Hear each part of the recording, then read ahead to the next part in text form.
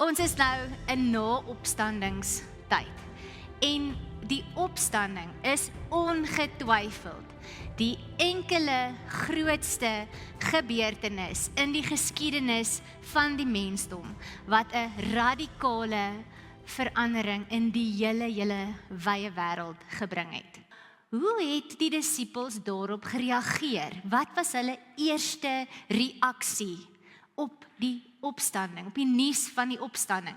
Maar 'n tweede belangriker vraag is, wat was die effek van die opstanding op hulle lewe?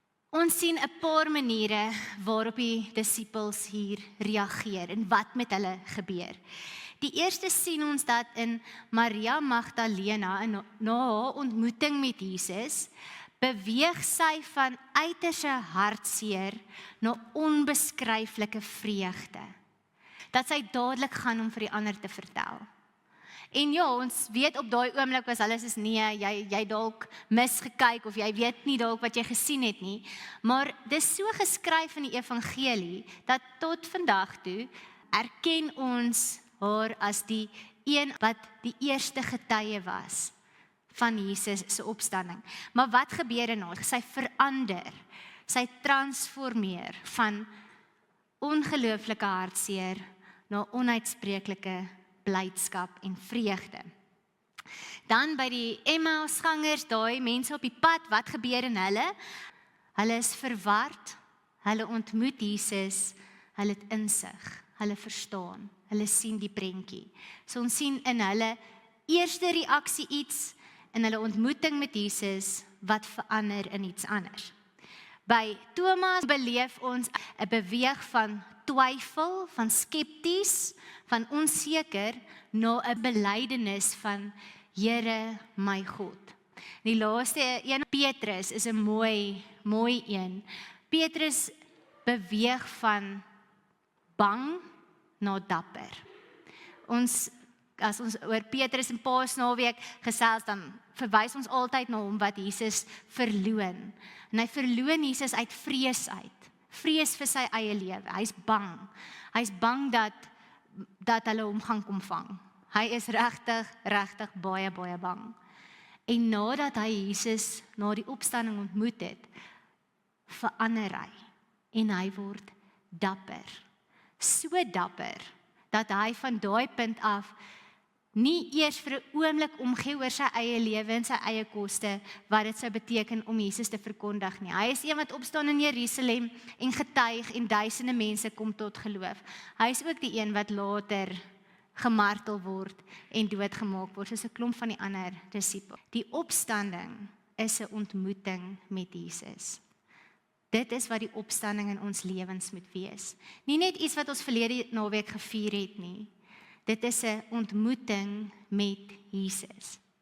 En dan is die vraag maar, okay, hoe lyk ons ontmoeting met Jesus? Want hy het, nadat dit aan die hemel opgevaar, hy verskyn nie aan ons soos wat hy aan sy disippels verskyn het nie. En dan lei daai woorde wat Jesus vir Thomas sê in my gedagtes, wat sê, gelukkig is die wat nie gesien het nie en tog glo. Hoe? Ons moet oop wees daarvoor. Ons moet oop wees, ontvanklik wees. Ons harte moet oop wees om Jesus te ervaar. Ons ervaar om deur sy woord te lees, ons ervaar om deur te bid, ons ervaar om deur te sing, ons ervaar om deur erediens belewenis, ons ervaar om wanneer ons dien, ons ervaar om wanneer ons vir ander omgee, ons ervaar om wanneer ander vir ons omgee. Dis nie baie moeilik nie. Dit is oral, want dis wat die Gees van God moontlik gemaak het. Hy beweeg oral en om ons. Dis ook nie net op 'n spesifieke plek nie, dit is oral.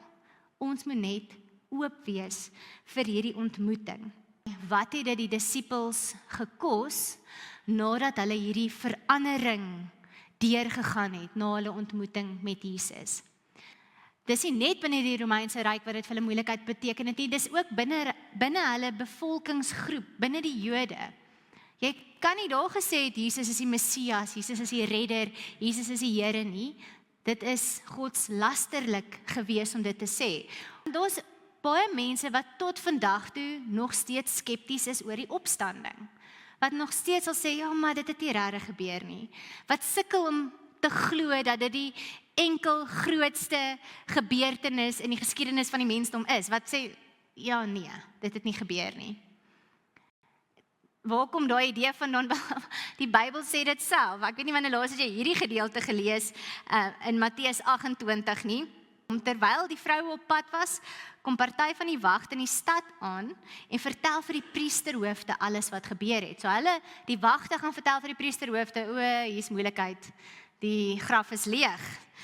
Die priesterhoofde het saam met die familiehoofde vergader, dis nou al die Joodse leiers, en hulle het 'n plan gemaak. Hulle sê, die nuus van hierdie leë graf moet ons moet die narratief verander, voordat mense dit glo. En hoe doen hulle dit? Hulle het vir die soldate 'n groot som geld gegee en gesê, julle moet sê, sy disippels het in die nag gekom en sy liggaam gesteel terwyl ons geslaap het. En as die goewerneur daarvan hoor, sal ons hom tevrede stel en sorg dat julle nie bekommerd hoef te wees nie. Die wagte het toe die geld gevat en gemaak soos hulle voorgesê is. Ek hou van hierdie sinnetjie. Hierdie storie word tot vandag toe onder die Jode vertel. Dink jy iemand sou sterf vir 'n leuen? Dink jy iemand sou kies om te gemartel te word vir iets wat nie waar is nie? Die disippels begin onseker.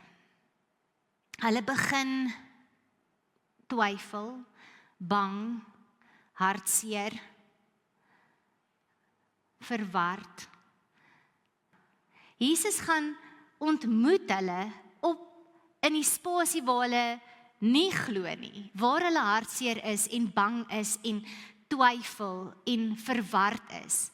Jesus wag nie vir hulle om dit eers reg te kry, om dit eers uit te figure nie.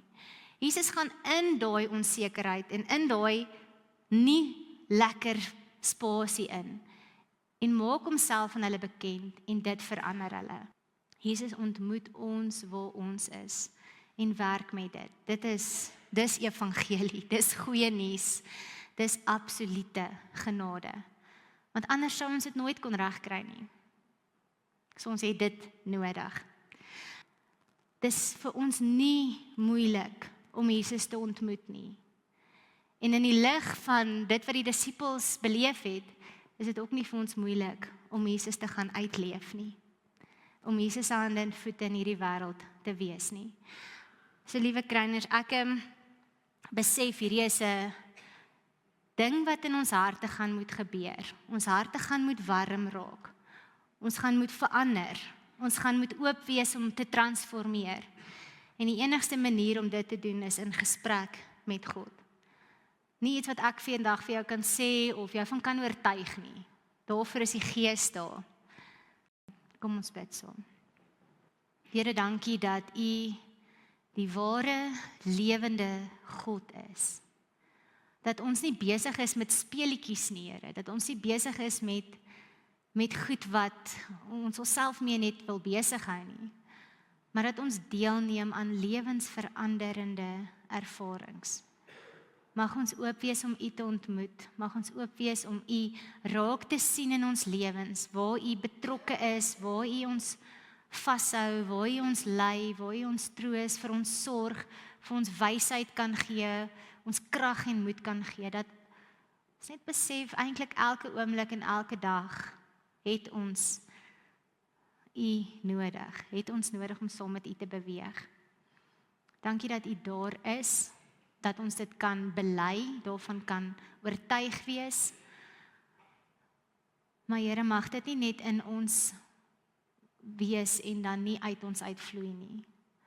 My gebed is regtig as ons vandag hier uitstap en vir elke oggend wat ons opstaan en vir elke geleentheid wat ons het, dat ons daarna mag strewe om getuies van die opstanding te wees, omdat dit ons aangeraak het, verander het, aangespreek het.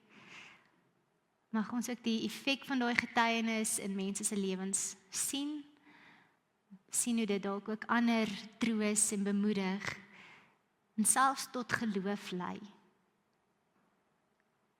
Dankie dat ons weet, ons is besig met 'n lewendige storie. En dat U ons daarvoor wil gebruik. Ook met ons tekortkominge en swakhede. Ons eer U daarvoor in Jesus se naam. Amen.